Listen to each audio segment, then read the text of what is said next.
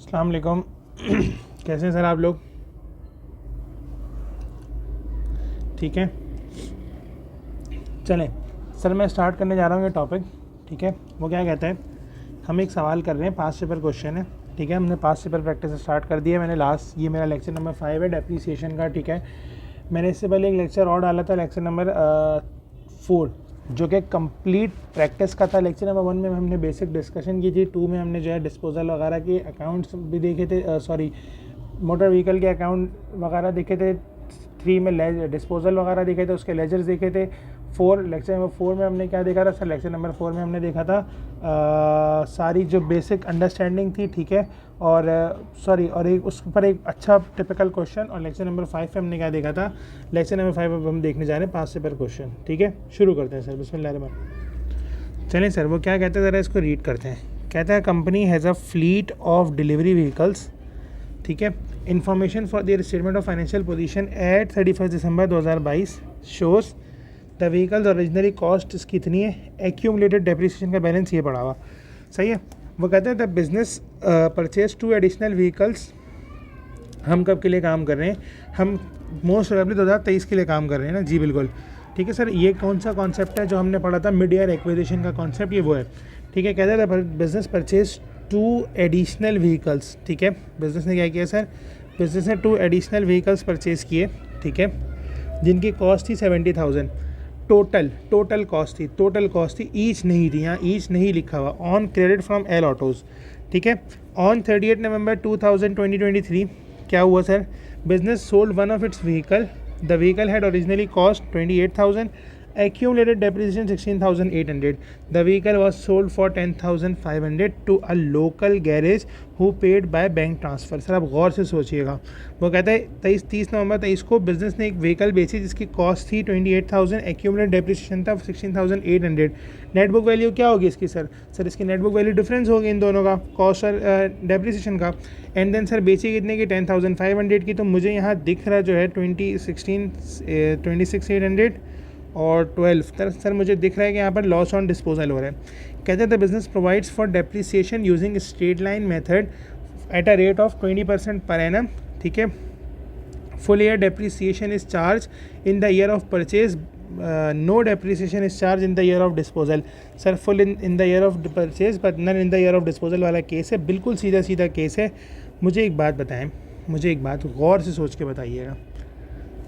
सोच के बताइएगा, मेरे पास कितने तरह के एसेट्स हैं सर? 3 तरह के एसेट्स हैं। ठीक है, एक वो सर जो मेरे पास रखे हुए थे ओरिजिनली। ठीक है सर, दूसरे वो जो मैंने परचेज़ किए, तीसरे वो जो मैंने बेचे। डन है, कोई परेशानी, मसला, टेंशन नहीं है सर? आए सर इसको ज़रा सॉल्व करके देखते हैं। सर मैं कैसे सॉल्व करूँगा? सर मैं सबसे पहले बात करता हूँ कॉस्ट की। सर मेरे पास कॉस्ट कितनी होगी? सर गौर से देखिएगा, जिस पर डेप्रीसिएशन चार्ज होनी है। सर मेरे पास 440,000 के मेरे पास थे जिन पर डेप्रीसिएशन चार्ज होनी थी ओवरऑल। सर इसमें से मैंने कितने के बेच दिए सर? जिनकी 28,000 कॉस्ट थी सर, मैंने उनको क्या कर दिया? मैंने उनको कर दिया सेल। ठीक है, जिनकी 28,000 कॉस्ट थी मैंने उनको कर दिया सेल। ठीक है सर, मेरे पास आ कितने गए? सर मेरे पास आ गए 70,000 के। फुल ईयर डेप्रीसिएशन इस पर जाएगी। ठीक है सर, क्या मेरे पास आंसर आ रहा है? अगर मैं इन सबको सम करूं सर, मेरे पास क्या है? 440 प्लस 70 माइनस 28। सर मेरे पास 440 प्लस 70 माइनस, सर मेरे पास 482,000 के क्या है मेरे पास टोटल एसेट्स हैं। ठीक है सर, ये मेरे पास कॉस्ट ऑफ व्हीकल्स हैं कितने की? अज्यूम कर रहा हूँ मैं कितने की? 482,000 की। डन है सर। अब अगर मैं स्ट्रेट अवे बात करूं, रेट ऑफ मेरे पास डेप्रिसिएशन क्या है? Rate of depreciation is 20%। Done sir, done है। 20% दिया हुआ सवाल में, स्ट्रेट लाइन मेथड है। सर अगर मैं आपसे कहूँ मुझे डेप्रिसिएशन निकाल दें तो फिर आप निकाल सकते हैं? डेफिनेटली सर निकाल लेंगे।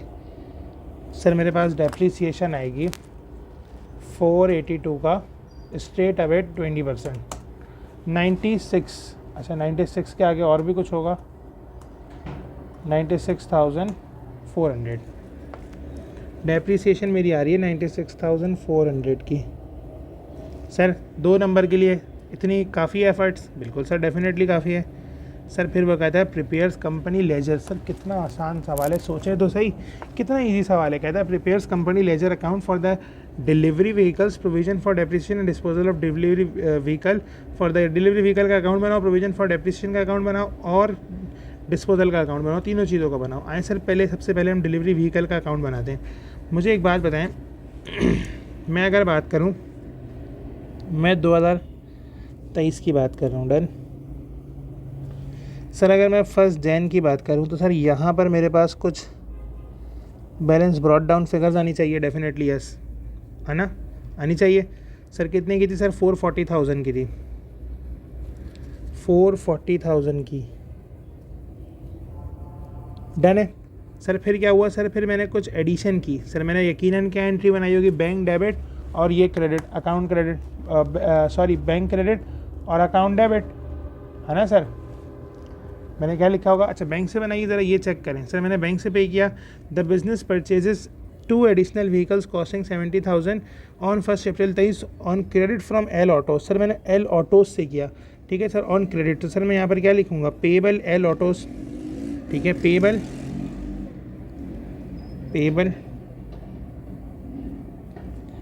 L Autos 70,000। सर डेट कौन सी थी मेरे पास? सर ये मेरे पास डेट है, घर के ऊपर देख लें, 1 अप्रैल। सर फिर मेरे पास एक केस है सर डिस्पोजल का।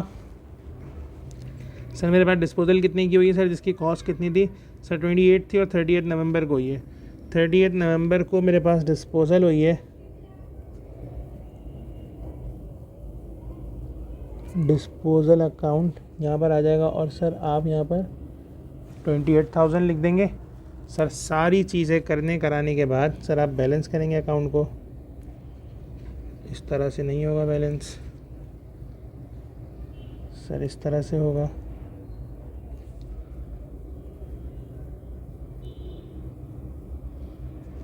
सर ज़रा इसको सम कर लें, 440 + 70 और ये हो जाएगा 5,10,000। सर यहाँ पर भी आ जाएगा 5,10,000 और सर यहाँ पर आपके पास आ जाएगा कब सर? 31 दिसंबर को बैलेंस CD। सर कितना आ जाएगा? 5,10,000 में से 28 हटाएं, 510 - 28, सर ये आ जाएगा 482,000 का।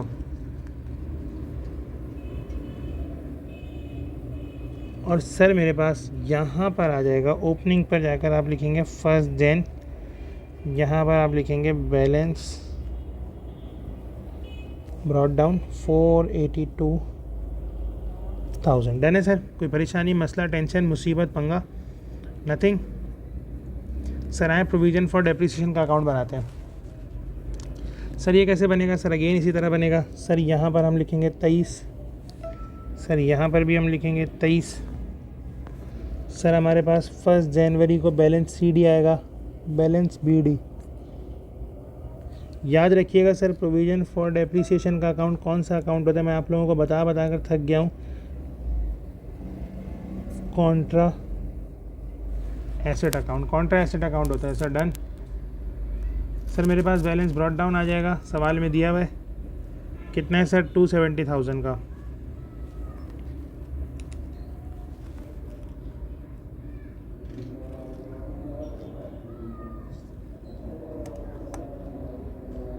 सर अजान हो रही है, अजान का ब्रेक लेते हैं फिर हम बढ़ते हैं आगे, ठीक है?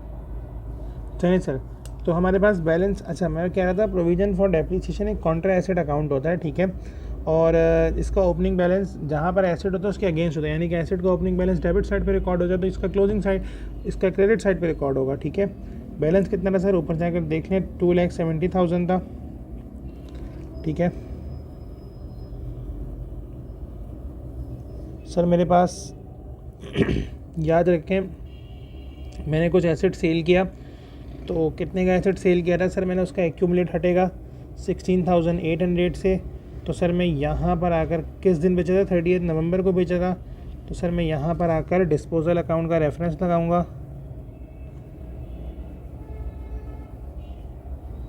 डिस्पोजल अकाउंट 16,800 से सर देन 31 दिसंबर को मैंने डेप्रीसिएशन चार्ज किया था, ऊपर कैलकुलेट करा हुआ है।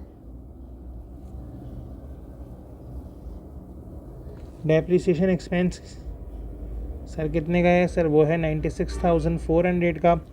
सर ये सारी चीज़ें कर अब आप क्या निकाल लेंगे, क्लोजिंग बैलेंस। डन है सर।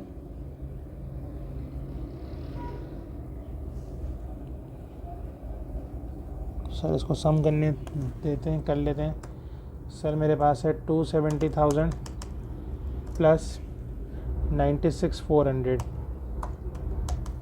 सर ये बन जाते 366,400। 366,400। सर अब अगर मैं यहाँ पर बात करूँ 31 दिसंबर की, तो सर मेरे पास आ रहा है बैलेंस कैरिड डाउन। सर वो कैसे आएगा, this minus sir this minus 16,800 और सर वो बोलेगा 349,600। डन है सर, 349,600। और सर ये 1 जनवरी 24 को बैलेंस बीडी के तौर पे आ जाएगा 349,600। डन है सर। सर फिर डिस्पोजल अकाउंट पर आए। सर सीधा केस याद रखें, ऊपर मैंने डिलीवरी व्हीकल अकाउंट को क्रेडिट किया था डिस्पोजल का रेफरेंस पे, इधर मैं डिस्पोजल को डेबिट कर दूंगा 30 नवंबर पर। डिलीवरी व्हीकल कॉस्ट के रेफरेंस से 28,000। सही है सर। उसके बाद सर फिर मैंने वहाँ पर क्या किया था, सर मैंने यहाँ प्रोविज़न को इसको डेबिट प्रोविज़न के अकाउंट को डेबिट किया था। मैं यहाँ पर 16,800 से प्रोविज़न इसको क्रेडिट कर देता हूँ। प्रोविज़न फॉर डेप्रिसिएशन 16,800 38 नवंबर को। सर मैंने कैश पर भेजा था, बैंक से सेल किया था, ट्रांसफ़र किया था। सर पैसे मेरे पास आए थे, the vehicle was sold 10,200 bank में पैसे आए थे सर। 10,500 मेरे पास बैंक में आ गए थे। सर यहाँ पर आप लिख देंगे बैंक 10,500। सर चेक कर लें क्या ये बैलेंस है। सर मेरे ख्याल से तो बैलेंस नहीं है, ठीक है सर। मेरे ख्याल से तो लॉस ऑन डिस्पोजल आ रहा है मैं यहाँ पर। सर ये 16 और 26, हाँ सर 28,000 यहाँ पर भी आ जाएगा, लॉस ऑन डिस्पोजल ही है।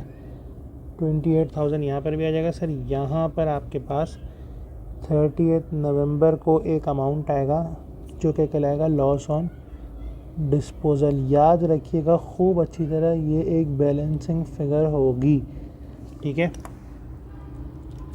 सर। 28,000 minus 16,800 minus 10,500। सर ये बनता है 700 का लॉस आ गया। डन है सर।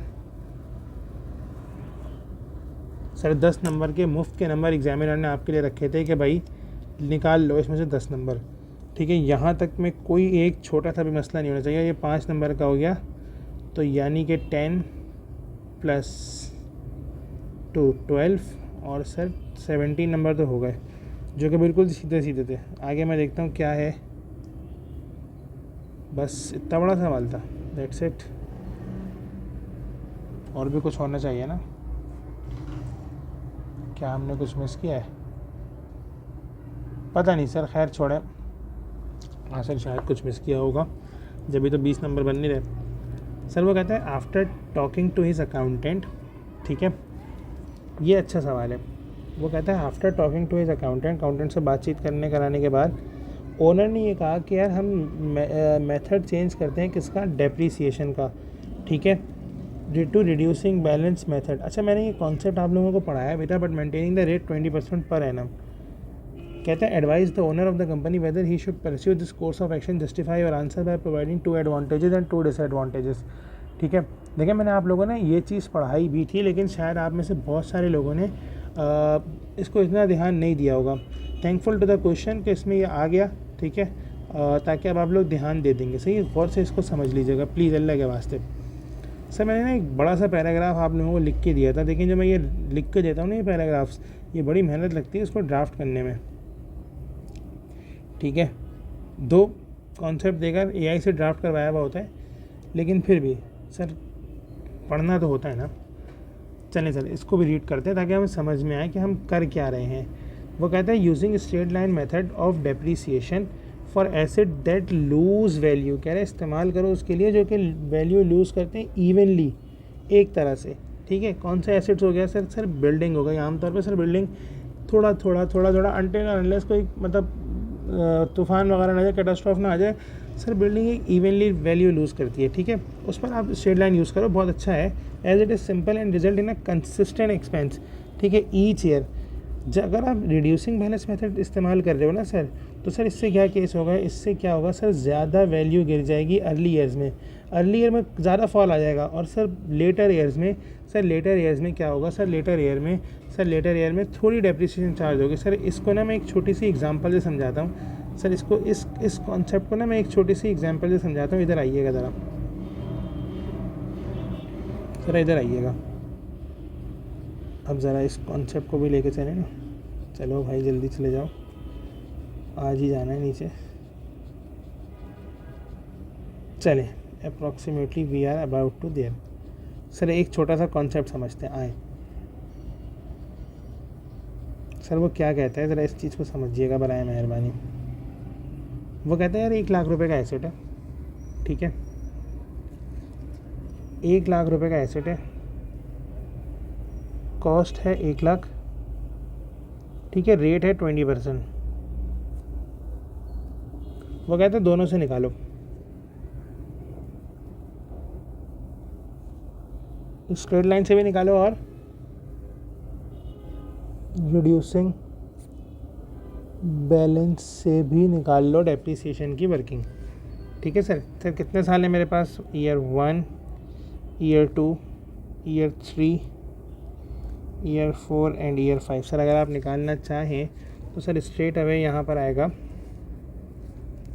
सर पहले साल मेरे पास आएगा 1 लाख का 20%, that is equals to 20,000 depreciation each year. मतलब सर हर साल अब इसी तरह से होगा। कॉपी सर आप इसको पेस्ट करते जाएं, बस पेस्ट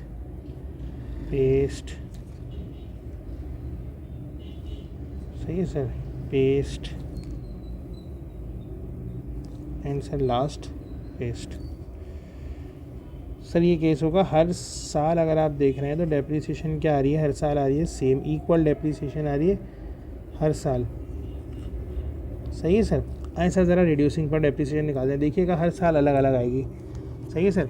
अगर मैं बात करूं डायरेक्ट इसकी, सर यहाँ पर थोड़ी सी लंबी करनी पड़ेगी। सर Y1 पर अगर मैं बात करूं तो सर Y1 पे तो सेम ही आएगी, 1 लाख का 20%, that is equals to 20,000। Sir Y2, Y3, Y4, Y5। Sir यहाँ पर कैसे आएगी, 1 लाख माइनस 20,000 और इसका 20%। तो सर अगर मैं बात करूँ इसका आंसर आएगा दूसरे साल की डेप्रिसिएशन का 16,000। सर तीसरे साल की डेप्रिसिएशन का कितना आएगा, 1 लाख माइनस 20,000 माइनस 16,000 और सर इसका 20%। सर ये बनेगा अप्रॉक्सीमेटली 12,800। एंड देन सर इसका कितना आएगा, sir 1 lakh minus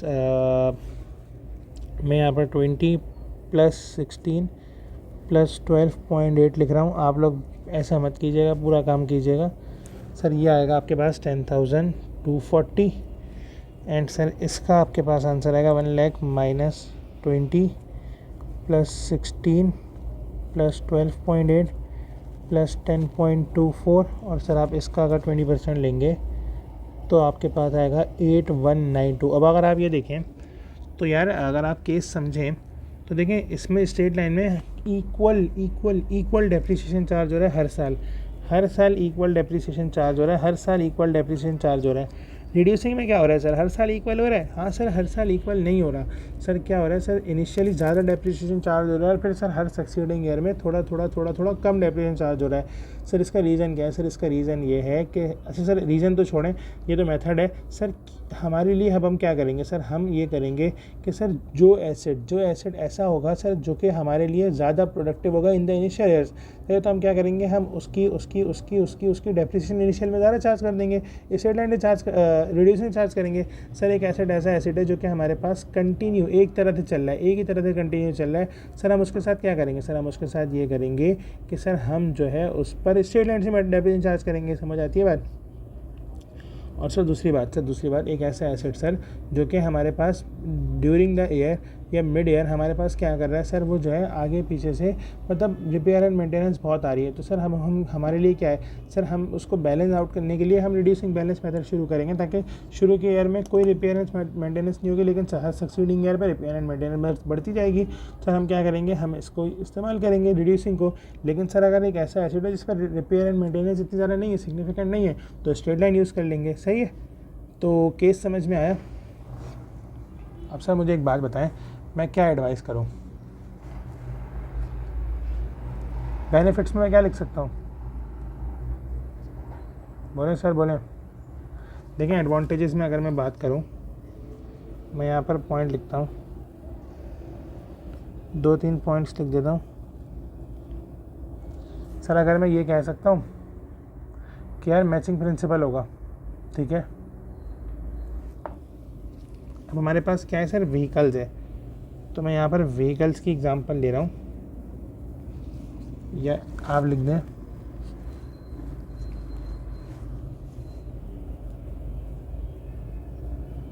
it would be valued. Sir जाहिर है ना, देखिए जो उसकी एक्यूरेट वो होगी वही देखेगी, सही है, जिस पे जो उसकी बुक वैल्यू होगी, तो हम ये देखते हैं it would be valued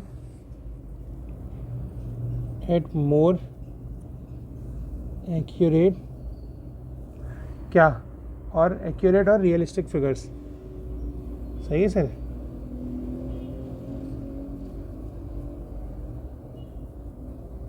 done.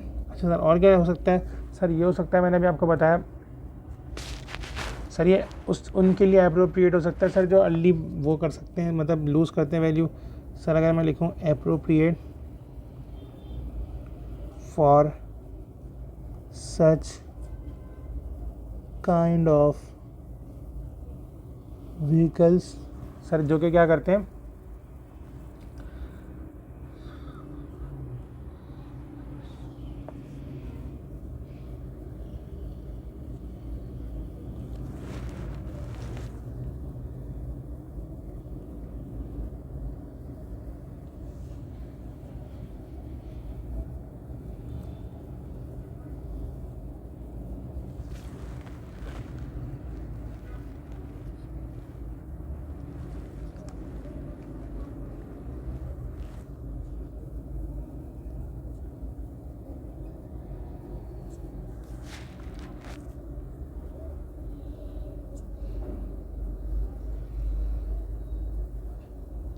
Sir done.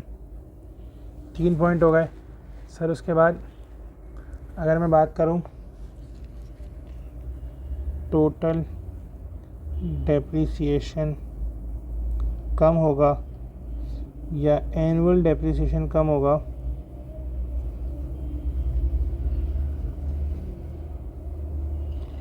Charged would be lower. Sir इसको देख भी लेंगे, आके ज़रा चेक कर लें।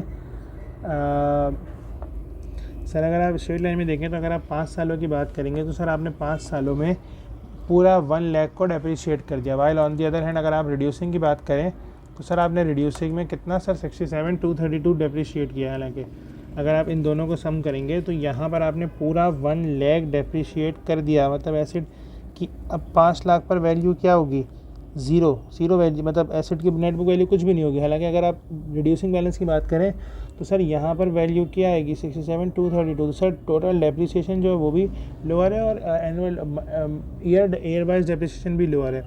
सही है सर। इसका बेनिफिट डिसएडवांटेज क्या होगा, डिसएडवांटेज बता सकते हैं? यार ये मुश्किल मेथड है। सही है, मुश्किल है या नहीं है? डेफिनेटली मुश्किल है सर, आसान थोड़ी है बिल्कुल। डिसएडवांटेजेस क्या हो सकते हैं इसके?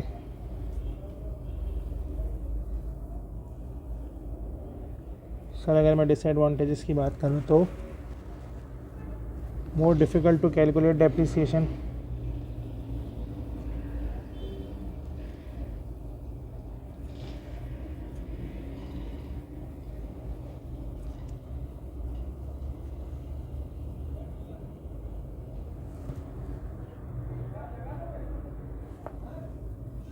सर यहाँ पर आप एक और पॉइंट लिख सकते हैं, नीड हर साल आपको दोबारा निकालना पड़ेगा। स्ट्रेट लाइन में तो एक दफ़ा निकाला, हर साल वही डेप्रिसिएशन होगी। Need to recalculate depreciation each year, हर साल कैलकुलेशन करनी पड़ेगी। Done sir. थर्ड पॉइंट क्या हो सकता है सर? थर्ड पॉइंट ये हो सकता है, अच्छा एक मसला और भी है कि यार एक अकाउंटिंग का प्रिंसिपल था, हमने पढ़ा था यार, केस ये होता है कि जो है ना वो जो अकाउंटिंग का प्रिंसिपल है सर, वो अकाउंटिंग का प्रिंसिपल ये कहता है कि यार कंसिस्टेंट रहो अपनी पॉलिसीज़ के साथ। अब आप पॉलिसी चेंज कर रहे हैं सर, अकाउंटिंग का प्रिंसिपल ब्रीच हो सकता है। ठीक है, तो आप यहाँ पर लिख सकते हैं चेंजिंग मेथड्स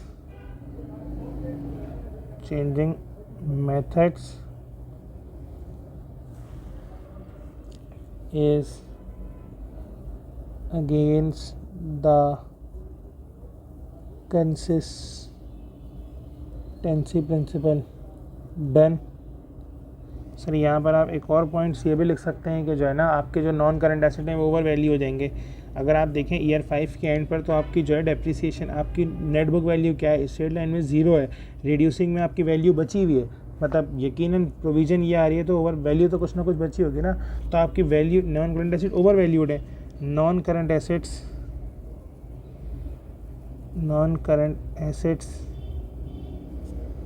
में be over valued. Done sir. Sir एक और पॉइंट लिख दें या बस फेयर इनफ? मेरा ख्याल है फेयर इनफ इतने पॉइंट्स, 4 पॉइंट बहुत हैं, आपको वैसे भी 2 लिखने हैं, 2 एडवांटेज 2 डिसएडवांटेज। ठीक है सर। एक और पार्ट है वो करते हैं, फिर इस सवाल को वाइंड अप करते हैं। चलिए सर, फिर वो क्या कहते हैं पार्ट डी में, complete the following table by placing a tick in the appropriate column to indicate most suitable method of depreciation for each non-current asset। देखिए अभी मैं बात कर रहा था लैंड क्या डेप्रिसिएशन, लैंड डेप्रिशिएट होता है। मैंने इससे पहले अभी एक कॉन्सेप्ट लास्ट लेक्चर में ही आपको बताया था, लास्ट लेक्चर में ही बताया था कि लैंड एक नॉट डेप्रिशिएबल एसेट है। ठीक है, लैंड डेप्रिशिएट नहीं होता, land is not a depreciable asset. ठीक है, लैंड इज़ नॉट डेप्रिशिएटेड, तो लैंड डेप्रिशिएट नहीं होगा। बराए मेहरबानी अगर किसी ने वो लेक्चर नहीं देखा तो प्लीज़ इसको यहीं रोकें, पहले जाके वो लेक्चर देखें। सही है सर, ये हो गया। सही है, no depreciation. Fixtures and fitting को आप सीधा स्ट्रेट लाइन पे रख सकते हैं, कोई ज़रूरत नहीं है रिवैल्यूएशन पर रखने की। और सर लूज टूल्स को सर, जिनकी मतलब आप कोई इतनी ज़्यादा वैल्यू रिलायबली मेजर नहीं कर सकते सारी चीज़ें, तो आप उनको रिवैल्यूएशन पर रखने सबसे बेटर ऑप्शन ये है। ठीक है सर, मैंने पूरा सवाल हमने यहाँ पर कर लिया है, चीज़ें हमने सारी डिस्कस कर ली हैं। आसान सा एरिया था। ठीक है, बहुत ही बेसिक सवाल था, मतलब इससे तगड़ा सवाल तो हमने आज लेक्चर नंबर 4 में देखा है। ठीक है ना, तो ये बिल्कुल ही इससे ज़्यादा से बहुत ही बेसिक सवाल था, इसको देख लीजिएगा। मतलब मैंने जो भी थोड़ा टाइम लगाया वो कॉन्सेप्ट समझाने में, जो मेथड ऑफ डेप्रिसिएशन समझाने में लगाया। ठीक है, ये देखिए केस ये बना, ये जो 5 नंबर का सवाल है ना, मुश्किल पूरे में ये था क्योंकि इसमें थ्योरी लिखनी थी, थ्योरी भी थोड़ी सी कॉम्प्लिकेटेड थी। सही है, नॉर्मली अगर आप देखें तो ये पॉइंट आपके जहन में नहीं आएंगे इतनी जल्दी। सही है, इसमें से कुछ आ सकते हैं, 1-2 पॉइंट आ सकते हैं, ज़्यादा सारे नहीं आएंगे। तो थ्योरी थोड़ी मुश्किल थी, बाकी सारे क्वेश्चन सिंपल थे। ठीक है sir, thank you very much for joining, take care, अल्लाह हाफिज़।